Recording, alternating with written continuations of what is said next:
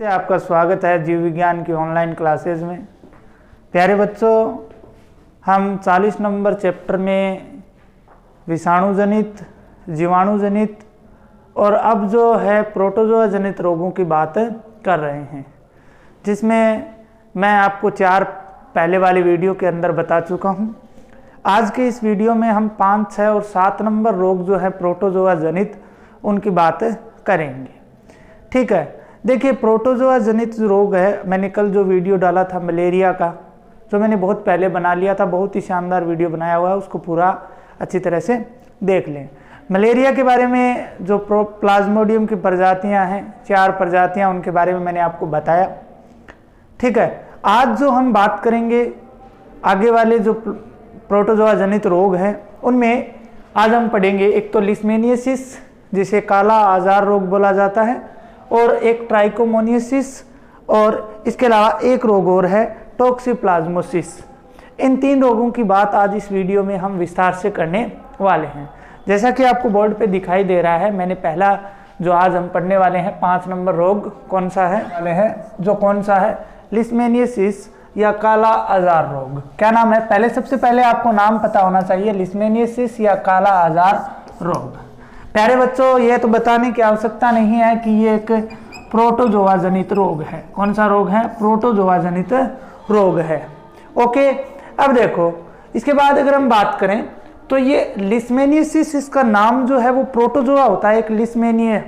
कौन सा प्रोटोजोआ होता है? लिस्मेनिया। उस लिस्मेनिया प्रोटोजोआ की विभिन्न जातियों के द्वारा ये फैलता है। लिस्मेनिया की क्या है? विभिन्न जातियों के द्वारा ये रोग जो है वो फैलता है। कौन सा रोग? लिस्मेनियसिस या काला आजार रोग। अगर हम बात करें लिस्मेनिया की तो वो कसाबिकीय परजीवी होता है या प्रोटोजोआ होता है। देखिए कसाबिकीय परजीवी ये क्या होता है? बार बार शब्द आ रहा है, तो यहाँ देखिए प्रोटोजोआ जो है ना, प्रोटोजोआ ये प्रोटिस्टा संघ का एक वर्ग है। किसका? प्रोटिस्टा संघ का। कौन? प्रोटोजोआ। प्रोटोजोआ की 4 श्रेणियां बनाई गई हैं। कितनी श्रेणियां बनाई गई हैं? 4 श्रेणियां बनाई गई हैं, जिसमें एक तो होता है कसाबिकीय। कौन सी होती है? कसाबिकीय। ठीक है, एक होती है पक्षमाबी, पक्षमाबी प्रोटोजोआ, एक होती है अमीबीय प्रोटोजोआ, और एक होती है प्यारे बच्चों स्पोरोजोआ। कौन सी होती है? स्पोरोजोआ। कल जो आपने मलेरिया पढ़ा था वो मलेरिया स्पोरोजोआ प्रोटोजोआ था। मलेरिया के अंदर मैंने आपको विस्तार से समझाया था मलेरिया किस प्रकार से होता है। मादा एनाफ्लीज मच्छर के काटने से होता है, और ये मनुष्य को जैसे ही मादा एनाफ्लीज मच्छर काटती है तो उसके शरीर में रक्त के द्वारा जो संक्रमण अवस्था है स्पोरोजोइट वो प्रवेश कर जाती है। ओके, तो ये 4 होते हैं, कसाबिकीय प्रोटोजोआ, पक्षमाबी प्रोटोजोआ, अमीबीय प्रोटोजोआ और स्पोरोजोआ प्रोटोजोआ। ओके, तो ये जो होता है लिस्मेनिया, ये कसाबिकीय प्रोटोजोआ होता है। और ये कहाँ पाया जाता है? जो कोडेट्स होते हैं, कशेरुकी होते हैं, उनके रुधिर में पाया जाता है। कशेरुकियों के क्या किस में पाया जाता है? ब्लड के अंदर या रुधिर के अंदर पाया जाता है। अगर हम इस रोग की बात करें, काला आजार रोग की अगर बात करते हैं, तो प्यारे बच्चों इसकी जो जाति है वो है लिस्मेनिया डोनोवनी। याद रखना इसको। काला आजार रोग की अगर बात करें प्रोटोजोआ का, तो कौन सा प्रोटोजोआ है? लिस्मेनिया डोनोवनी। यह आपको याद रखना पड़ेगा, लिस्मेनिया डोनोवनी। ओके, इसके अलावा लक्षण की बात करते हैं तो ये क्या करता है? शरीर के विभिन्न भागों में फोड़े समान उभार बना देता है। अगर इस लिस्मेनिया डोनोवनी से हम संक्रमित हो जाते हैं तो ये हमारे शरीर के अंदर विभिन्न भागों में क्या बना देता है? फोड़े समान उभार बना देता है। ज्यादातर ये जिस अंग को प्रभावित करता है वो नासावेशम अर्थात नाक के अंदर, दूसरा मुख के अंदर, और तीसरा घर्षणी। इन 3 अंगों को ये अधिकतर जो है वो प्रभावित करता है, जिनमें फोड़े समान क्या बना देता है? उभार बना देता है, जिन्हें हम सामान्य भाषा में फाला बोलते हैं। ठीक है ना, तो वो बना देता है। इसके अलावा पलिया जो है वो इसके अंदर अत्यधिक बढ़ जाती है। पलिया जो होती है वो क्या हो जाती है? अत्यधिक बढ़ जाती है। तो प्यारे बच्चों ये था 5 नंबर रोग लिस्मेनियसिस। इसके बाद हम बात करते हैं 6 नंबर रोग। 6 नंबर रोग की बात करें तो ये महिलाओं से संबंधित रोग है, ध्यान रखना। तो इसका नाम है ट्राइकोमोनियसिस। क्या नाम है रोग का? ट्राइकोमोनियासिस। प्यारे बच्चों ये भी एक प्रोटोजोआ जनित रोग है। ट्राइकोमोनियासिस की बात करें तो ये टॉक्सोप्लाज्मा की विभिन्न जातियों के द्वारा फैलता है। किसके द्वारा फैलता है? टॉक्सोप्लाज्मा की विभिन्न जातियों के द्वारा ये फैलता है। इसके अलावा अगर हम बात करें तो ये कसाबी के प्रोटोजोआ, यह भी कौन सा प्रोटोजोआ है? कसाबी के प्रोटोजोआ होता है। किस श्रेणी का प्रोटोजोआ है? कसाबी के प्रोटोजोआ है। अब बात करते हैं इस ट्राइकोमोनासिस की जो सामान्य जाति है जिसके द्वारा ये रोग फैलता है वो है ट्राइकोमोनास वेजाइनेलिस। देखिए ये शब्द देखिए, वेजाइनेलिस। इंग्लिश में योनि को बोलते हैं वेजाइना। क्या बोलते हैं? वेजाइना बोलते हैं। सबको पता है क्या बोलते हैं? वेजाइना। तो ट्राइकोमोनास वेजाइनेलिस अर्थात ये महिला में जो जनन अंग होता है योनि, उसको प्रभावित करता है। किसको प्रभावित करता है? क्या कहा जाता है? वेजाइना जो है वो बोला जाता है।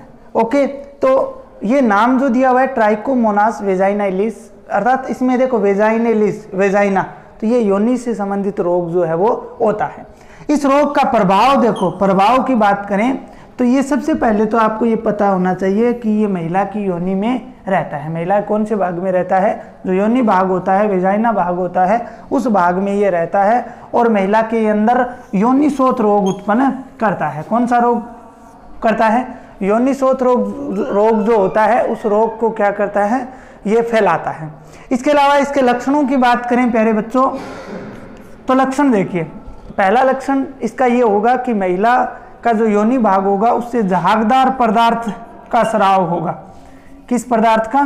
झागदार पदार्थ का स्राव होता है। ठीक है। दूसरा अगर हम बात करें तो योनि भाग के अंदर खुजली एवं जलन, योनि भाग में खुजली एवं जलन होने लगती है।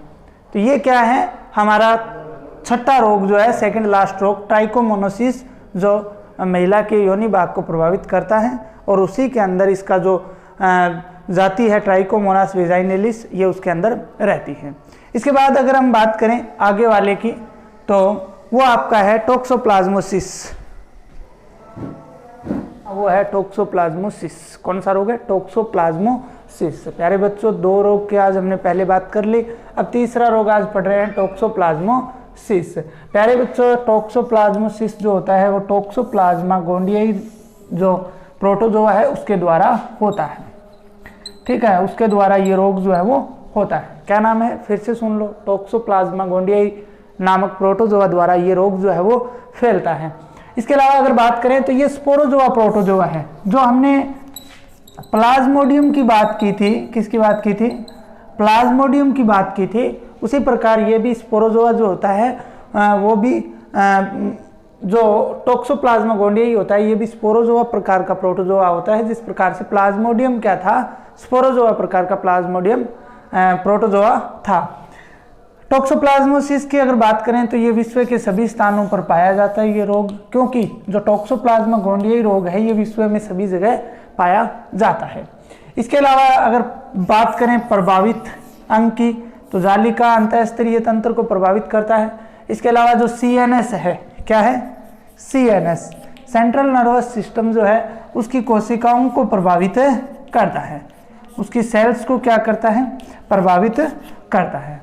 तो ये थे प्यारे बच्चों हमारे बैक्टीरिया, वायरस एंड प्रोटोजोआ जनित रोग जो है वो कंप्लीट हो चुके हैं। अब हम हेलमिंथेस जनित रोग और दे रखे हैं, उनकी बात करेंगे। उसके बाद में असंक्रामक रोग की बात करेंगे जिसमें हम कैंसर पढ़ेंगे। ठीक है, इसके बाद में आपका जल्दी ये चैप्टर जो है वो पूरा हो जाएगा। आज के लिए इतना ही, धन्यवाद।